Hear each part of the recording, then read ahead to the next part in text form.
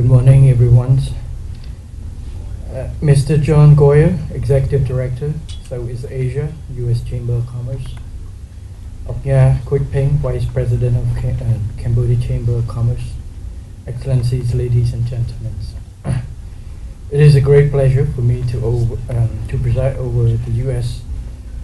Cambodia Business Forum, which reflects the critical importance of strengthening bilateral ties between Cambodia and the United States, based on the principle of mutual respect, shared interests, and common values. Today's event is timely and relevant for our two countries, given the uncertainty adversely affecting the world economy amid multiple challenges and emerging megatrends. I wish to take this opportunity to express my deep appreciations to the co-hosts, the Cambodian Chamber of Commerce and the U.S. Chamber of Commerce, for organizing this important event to promote business, investment, trade opportunities, as well as bilateral economic ties overall. Undeniably, cooperation between the two countries is mutually beneficial.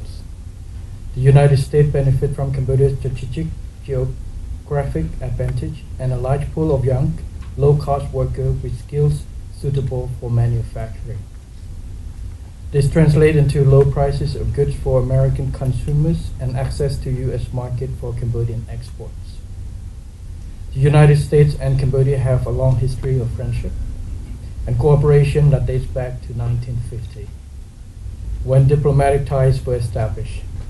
Thanks to continued improvement in diplomatic relations, economic ties between the two countries have flourished.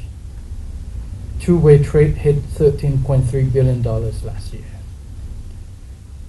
And the United States remains Cambodia's largest export market, especially for garments, textile, footwear, and travel goods. Direct investment from the United States to Cambodia is relatively small, despite the U.S. being one of the largest sources of foreign direct investment worldwide. In Cambodia, direct investment from the U.S. rose from $225 million in 2010 to $893 million last year. U.S. multinationals recently investing in Cambodia include Ford, Coca-Cola, Tiffany, General Electric, reflecting a growing size of Cambodian market and sustained growth in people's income. Excellencies, ladies and gentlemen, with full peace, Cambodia has firmly maintained order, security, social safety, and political stability. Like the United States, Cambodia believes in freedom and is rooted in democracy as enshrined in our constitutions. The royal government of Cambodia is fully committed to multi-party democracy and respect for human rights. For foreign investors, a politically stable country with a fast-growing economy is an attractive destination. In light of the global hardship caused by the COVID pandemic, the royal government of Cambodia has proven that Cambodia is more than just resilient and victorious in battles. As one of the first fully vaccinated countries, we reopened early, and despite global economic turmoil, Cambodia is making significant strides with growth forecast to reach 5.6% this year. Excellencies, ladies and gentlemen, with the aim of becoming a high-income country by 2050, the royal government of Cambodia has laid out its Pentagon strategy as socio-economic development agenda for the next 25 years. It has 5 priorities: people, roads, water, electricity, and technology. To address the fourth industrial revolution and the digital revolutions, the strategy has a strong focus on development human capital and digital technology. I wish to stress that the main objective of the Pentagon strategy are twofold. On the one hand, to maintain the momentum of peace, sustain growth and development in general. On the other, to reinforce the foundation for accelerating inclusive national development by building resilience in 5 priority areas: the public sector, the economy, the financial sectors, humans and social capital, and the environment, including climate change, as Chou Kh has briefly described about. With this commitment to strong inclusive institutions, the royal government will accelerate reforms and introduce measures to address structural issues and challenges that Cambodia has faced in the past, especially with business and investment climate. This has often been cited as one of the main challenges to Cambodia's competitiveness in the global market. To this end, the royal government of Cambodia is focusing on 6 important matters. 1. Streamlining administrative procedures. 2. Cutting transport and logistic costs. 3. Improving infrastructure such as roads, bridges, ports, airports, railroads, and power supply to facilitate connectivity and trade. At the end of this year, we're going to open 2 major airports in Cambodia, one in Siem Reap and one early next year in Phnom Penh to facilitate all this growth. 4. Promoting vocational and skill training. This is quite important. Human resources is a key to attracting and adapting our economy to the new changing world. 5. Improving good governance. 6. Introducing a modern and liberal investment law. This law includes incentives to attract quality investment in priority sectors such as technology, automotive, electronic, green energy, and health care. With this, I would like to note that the law also includes provisions which allow us the flexibility to cater to exact need of industries or investments, to allow us for flexibility to be more competitive and be realistic in terms of attracting and adjusting to the needs of investments.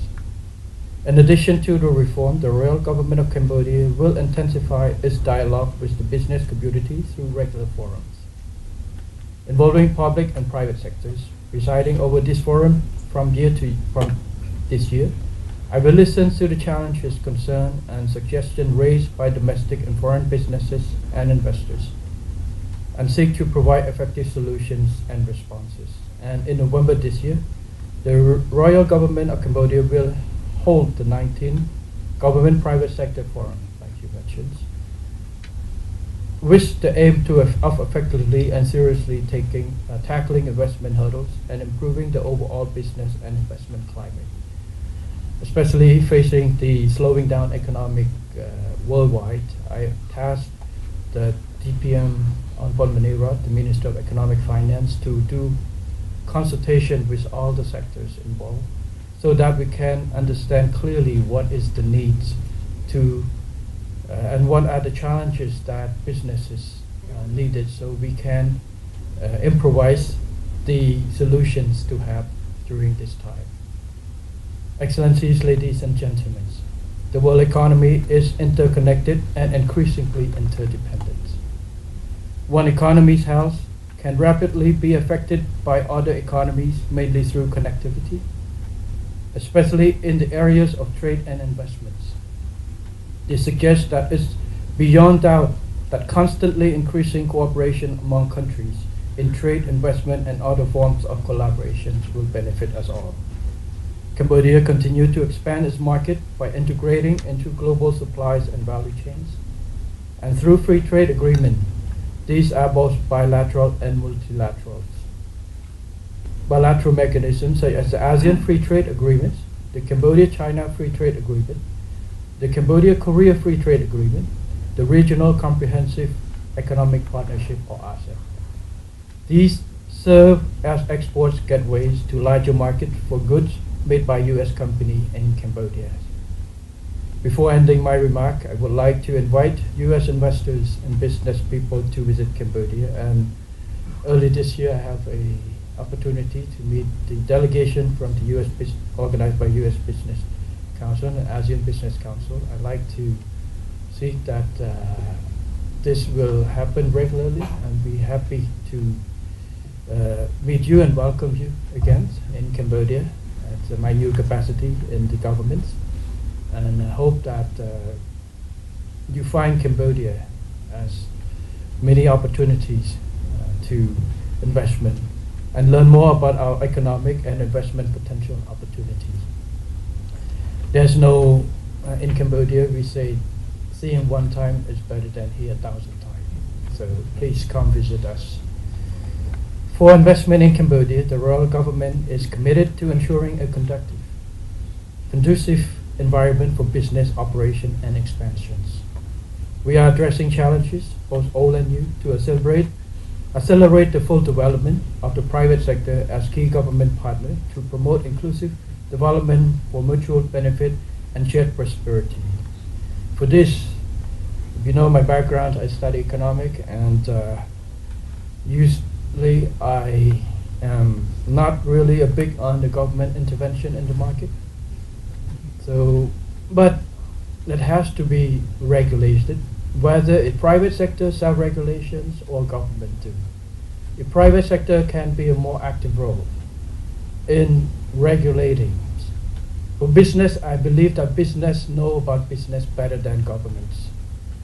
The role of government is to support. We're providing framework and providing the necessary incentives to support the functioning. As my new government, I have consulted with private sector in Cambodia to see how we can be a more active partners. How can private sectors not just being advisors or give us ideas, but also when we have agreement can help us to implement. Two, as a, I guess, enforcer of the agreement between the government and so the government, if the private sector is functioning more perfectly, is better, more competitive environment, the government will take back step and less involved. This is my view. So we hope that private sector could be of a more partner for us, and the new mechanism and new drive in the futures, we hope that we can be of a better, more active role. Is in our saying that sing together, act together, and responsible together. So that is our concept in the futures, and we want to see this role of private sector become more engagement. And to conclude, I wish the U.S. a Cambodia Business Forum great access and excellencies, ladies and gentlemen, for good health, renewed success in your endeavor. And my apologies, there's a certain request for meeting, but because I have to run for the UN, cannot meet. But we hope that your engagement here, you have chance to talk with our Cambodian businesses and the US businesses, can meet each other, make connections, get to know each other. At least you have some friends, you have more friends. And you go to Cambodia, you don't worry about get lost. You have friends there. And that is the most important thing. People connection through trade, investment, through all form. And this is the foundations of relationship between countries. It's the peoples to peoples. And hope that our businesses, Cambodian businesses and the US businesses can form this relationship and seek opportunities not just in businesses, but also in relations and together, and hope to, through this, we can raise the cooperation and level of cooperation between our two countries become more active. And thank you very much for the opportunity to address this.